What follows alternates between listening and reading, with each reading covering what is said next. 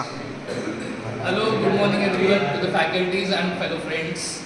Today we are here to know about new technology in civil, which is microconcrete. तर पहिल्यांदा मायक्रोकॉन्क्रीटिंग काय असतं हे कोणाला काय माहीत आहे का आपल्याला? की नाही, कोणाला काहीच आयडिया नाही. तर ते आपण जेव्हा मास कॉन्क्रीटिंग करतो, मोठं जेव्हा कॉन्क्रीटिंग केलं असतं तिथे व्हॉइड्स निर्माण होतात, हनीकॉम्बिंग होतं. जिथं कॉन्क्रीट आपण पोहोचू शकत नाही तिथं मायक्रोकॉन्क्रीटिंग यूज केलं जातं. तर त्याची स्ट्रेंथ असते की 75 MPa स्ट्रेंथ असते. आपली नॉर्मल कॉन्क्रीट किती असते मला माहीत आहे? M25 M20 हे तर माहीत आहे. नॉर्मल कॉन्क्रीट आपण M25 यूज करतो कुठे पण साईटवरती, किंवा आपलं घर जरी कन्स्ट्रक्शन करायचं तर. आपण मायक्रो कॉन्क्रीटिंग आता आम्ही सेल करतो 40 kgच्या बॅगमध्ये येते ते. त्यामध्ये आपण जिथे कॉन्क्रीट पोचू शकत नाही, एकदम कमी स्पेस असतं किंवा जिथं एअर टाईट व्हॉइड्स होतात तिथं आपण कॉन्क्रीटिंग करायला मायक्रो कॉन्क्रीटिंग यूज करतो. तर हे का होतं? वर्कमॅनशिप, आपले जे लेबर असतात त्यांच्या चुकीमुळे किंवा कुठे ना कुठे कॉन्क्रीटिंग कमी होतं, व्हायब्रेशन करता येत नाही. व्हायब्रेटिंग नाही झालं तर एअर व्हॉइड्स राहतात, हनीकॉम्बिंग होणार. त्यानंतर ना चुकून आपलं कॉन्क्रीट कमी ताकदीचं असेल किंवा M25च्या जागी आपल्याला M20s मिळालं आहे आणि स्ट्रेंथ नाही राहिली तर आपल्या स्ट्रक्चरलची स्ट्रेंथ कमी येते, पूर्ण बिल्डिंगची स्ट्रेंथ कमी येते. त्यासाठी आपण मायक्रोकॉन्क्रीटिंग यूज करतो. तर ह्याचे बेनिफिट्स असे आहेत की जिथं जिथं काय करू शकत नाही त्याची आपण क्युरिंग करून किंवा ते हनीकॉम्बिंग करून हनीकॉम्बिंग नाही, मायक्रो कॉन्क्रीटिंग करून आपण त्याची स्ट्रेंथ वाढवू शकतो. इवन आपण एका डॅमेज बिल्डिंगला रिपेअर करायला हे वापरू शकतो.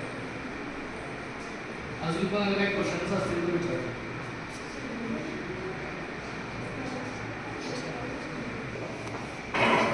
तर आता आपण सगळे सिव्हिलचे स्टुडंट्स आहेत, तर आपल्याला माहिती पाहिजे की नवीन टेक्नॉलॉजीज काय आल्या आहेत मार्केटमध्ये, आपण नवीन काय काय यूज करू शकतो. हे खूप बेनिफिशियल आहे आपल्यासाठी मायक्रो कॉन्क्रीटिंग. जिथे आपण लेबल्स आपले कमी पडतात तिथे आपण हे यूज करू शकतो. आणि थँक्यू. पुढची माहिती माझे कुलदीप सर देतील. ओके. मायक्रो कॉन्क्रीट नावाची नवीन कन्सेप्ट मार्केटमध्ये आलेली आहे. आता तुम्हाला त्याच्याबद्दल सगळं सांगितलं. फक्त ॲज अ सिव्हिल इंजिनियर म्हणून मार्केटमध्ये ज्यावेळी आपण काम करतो तर काम करत असताना प्रॅक्टिकल प्रॉब्लेम भरपूर होतात. Practical problem in the sense of काय की कॉन्क्रीटिंग करत असताना व्हायब्रेशन होत नाही. व्हायब्रेशन झालं नाही की हनीकॉम्बिंग होतो. हनीकॉम्बिंग झाल्यानंतर इकडे शिऱ्या कॉन्क्रीटमध्ये गॅप निर्माण होतो. कॉन्क्रीटमध्ये ज्यावेळी गॅप निर्माण होतो त्यावेळी एअरच्या यानं स्टील कमी शकते किंवा हवेच्या यानं कॉन्क्रीटची स्ट्रेंथ कमी होऊ शकते.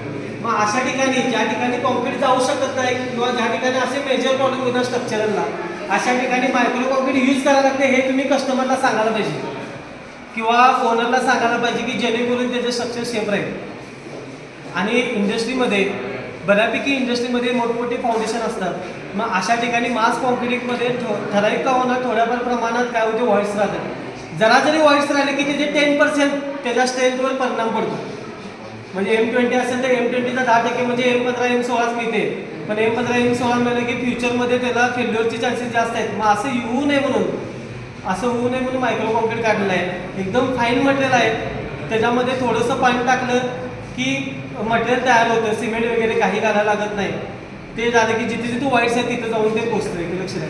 हे कुठे वापरतात? ज्या ठिकाणी स्लॅब लिकेजेस जरी असेल, स्लॅब लिकेज कशामुळे होतं की ज्या ठिकाणी एअर क्रॅक होतो, एअर क्रॅक जर निर्माण झाले स्लॅबला तर एअर क्रॅकमध्ये पाणी जाऊन खाली काय होतं तर लिकेज होऊ शकते. मग अशा ठिकाणी एअर क्रॅक बुजवण्यासाठी पण मायक्रो कॉन्क्रीट वापरतात जेणेकरून क्रॅक पण बुजेल आणि कॉन्क्रीटची स्ट्रेंथ जी आहे ती जास्त येईल.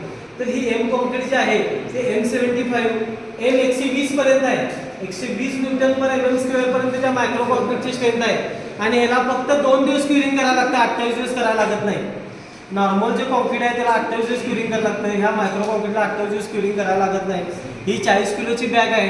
हे आपल्याला साईडवर कमी प्रमाणातच लागतं. पण का पूर्वी काय व्हायचं की खिडकं निघालं की सिमेंट लावायचं. सिमेंट लावणं ही चुकीची पद्धत आहे. फक्त तेवढा जो गॅप फील होतं, स्ट्रेंथ कमी होते, कॉन्क्रीटची स्ट्रेंथ वाढत नाही.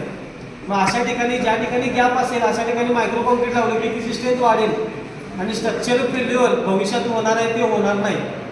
त्यामुळं तुम्ही मार्केटमध्ये गेल्यानंतर असे काही प्रॉब्लेम झाले असेल तर क्लायंट किंवा ओनरला हे समजावून सांगा की सिमेंट लावण्याऐवजी मायक्रो कॉन्क्रीट जर लावलं की तिची जी स्ट्रेंथ आहे ती आणि जरासं स्ट्रेंथ वाढेल आणि स्ट्रक्चरसाठी स्टॅबिलिटीसाठी चांगला आहे.